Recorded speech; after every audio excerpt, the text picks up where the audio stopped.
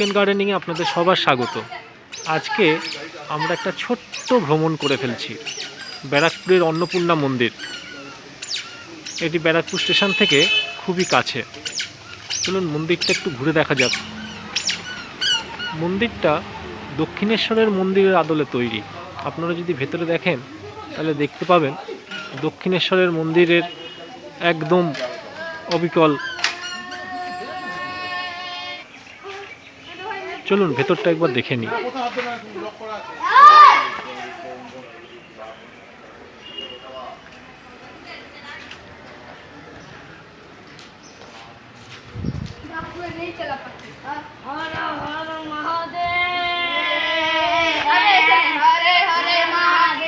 আমারও এখানে একদম প্রথম আসা, আমি আগে কখনোই আসিনি, তাই ভাবলাম আপনাদের সাথে মন্দিরের পরিচয়টা করিয়ে দিই। অন্নপূর্ণা মন্দির, ব্যারাকপুর, একদম দক্ষিণেশ্বরের মন্দিরের আদলে তৈরি হয়েছে মন্দিরটি। সামনে শিবের মন্দির যেমন দক্ষিণেশ্বরে আছে, আর এটি মায়ের মুখ্য মন্দির। ভেতরের ছবি তোলা নিষিদ্ধ।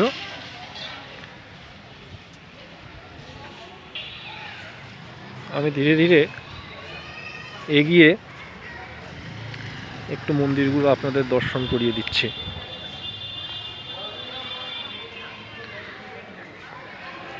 ভেতরে শিব ঠাকুর রয়েছেন।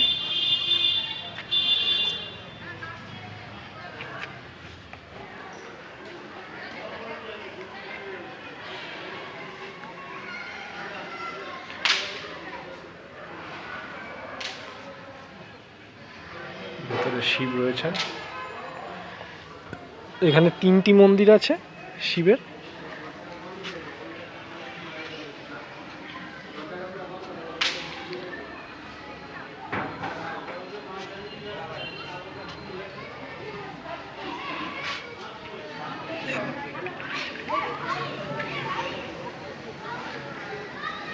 বহু পুরনো মন্দির। যদি কোনো ফলক পাই আমি দেখিয়ে দেব।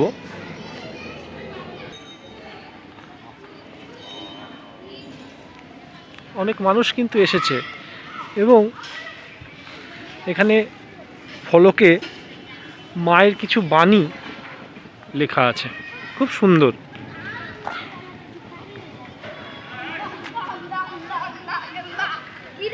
সুন্দর বাণী লেখা আছে।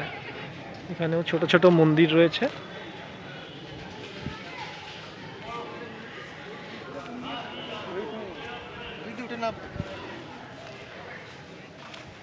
এগুলিও শিবের মন্দির। এগুলো শিবের মন্দির। সুন্দর পরিবেশ। তো বেল গাছ,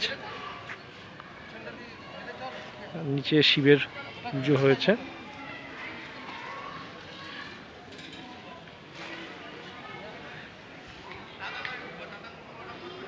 এটা মায়ের আসল মন্দির।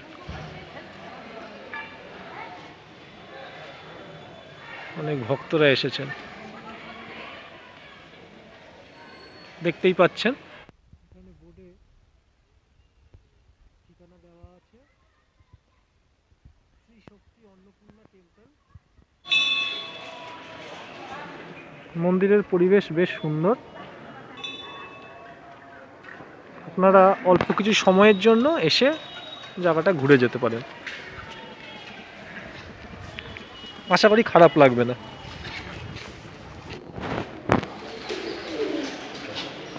এটা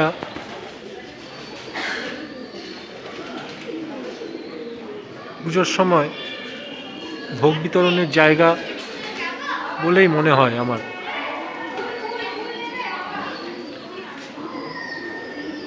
পায়রার বাসস্থান হয়ে উঠেছে,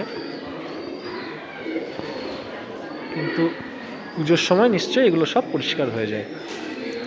আপনারা আসতে পারেন, এসে অবশ্যই ঘুরে যেতে পারেন। মার মেন মন্দিরের ফাটক। আমরা আর ওদিকে ছবি তুলব না। আশা করি আপনাদের ভালো লাগবে। ধন্যবাদ।